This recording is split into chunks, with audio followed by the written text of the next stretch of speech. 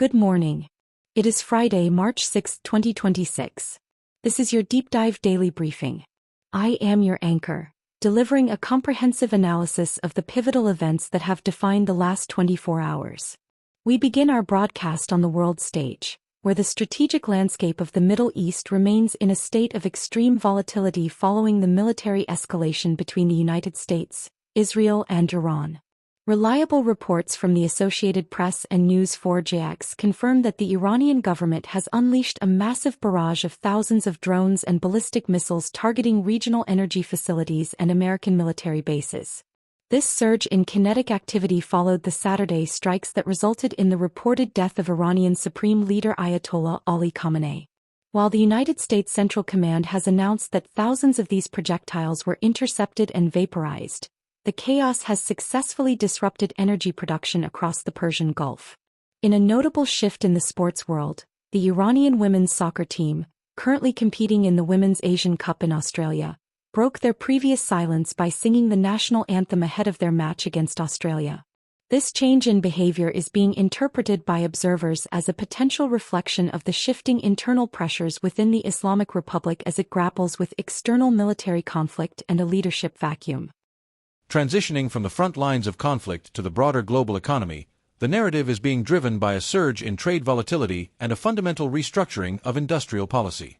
In Brussels, the European Commission has officially proposed a landmark by EU plan, a strategic move designed to protect domestic industries against intensifying competition from China and the United States.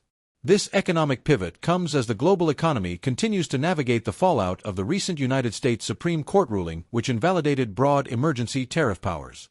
In response to that legal setback, the White House has swiftly implemented a 10% global tariff under Section 122 of the 1974 Trade Act, a temporary measure that can be increased to 15% without congressional approval for 150 days. Economists at J.P. Morgan Global Research suggest that while the global economy remains resilient with upgraded growth forecasts, this era of multidimensional polarization is forcing 74% of business leaders to prioritize systemic resilience over simple cost efficiency. In the realm of finance, all eyes are on Wall Street as it processes a dramatic sell-off triggered by the escalating energy crisis. On Thursday, the Dow Jones Industrial Average plummeted over 1,000 points, while the S&P 500 sank 0.7% in a session defined by a frenetic rise in oil prices. Brent crude, the international benchmark, climbed nearly 4% to reach $84.52 a barrel as investors fear that prolonged disruptions in the Persian Gulf would exhaust household spending power and force the Federal Reserve to keep interest rates higher for longer. This surge in energy costs has hit the airline and retail sectors particularly hard, with major carriers like American and Delta seeing losses exceeding 5%. Conversely, in the hydrogen sector, Plug Power is set to ring the Nasdaq closing bell today to celebrate its strong 2025 results and the official start of its new CEO, José Luis Crespo, highlighting a rare pocket of commercial momentum amidst the broader market retreat. Turning our attention to the technology sector, the focus has shifted toward the intersection of national security and the massive build-out of artificial intelligence infrastructure.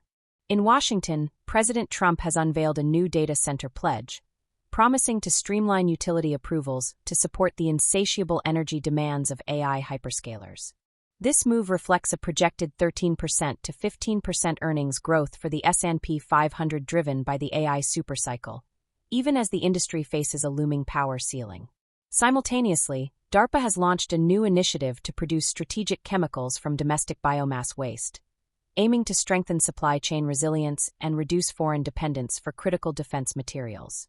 This regionalization of technology is further evidenced by Bell's launch of its 5G Plus advanced mobile network in Canada, signaling that the race for next-generation connectivity is becoming a core pillar of national industrial strategy in an increasingly contested global environment.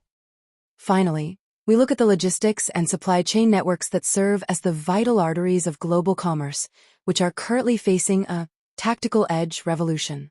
In Tennessee, the U.S. Army successfully demonstrated a new expeditionary manufacturing unit, utilizing 3D printing technology to produce a mission-critical vehicle part in under 10 hours and delivering it via drone. This breakthrough effectively closes a logistics gap that previously took 6 to 10 weeks to bridge. However, the traditional maritime sector faces more immediate hurdles, as the ITS Logistics March Index reports that geopolitical tensions have disrupted the stabilizing trade behavior seen earlier this year. As major ocean carriers continue to reroute vessels around the southern tip of Africa to avoid the Strait of Hormuz, 72% of trade professionals now identify tariff volatility as their primary regulatory challenge.